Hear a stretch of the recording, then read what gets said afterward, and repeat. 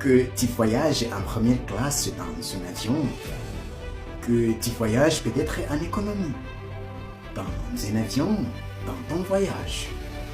La destination, vous allez y arriver au même moment. Et personne ne va laisser d'autre. Vous allez vous tous atterrir au même moment.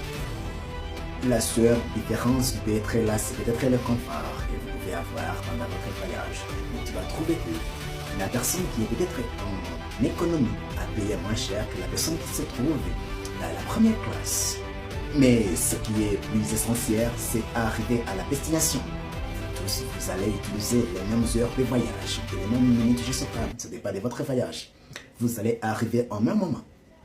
Mais parfois, les gens vont penser que moi, peut-être que je ne veux pas voyager avec les autres, je veux peut-être leur montrer que moi, j'ai payé cher et que peut-être moi, j'ai besoin d'un confort qui est plus que les autres.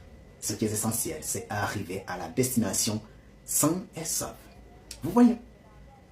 Je ne dis pas cela pour dire que vraiment on ne peut pas acheter, que ce n'est pas possible ou bien que ce n'est pas bien de voyager en première classe par rapport aux autres qui voyagent en économie.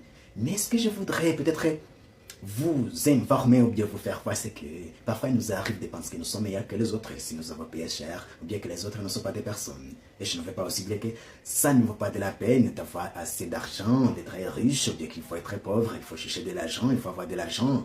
Mais il ne faut pas enorgueillir. S'enorgueillir pour ce que tu peux avoir, pour tout ce que tu as.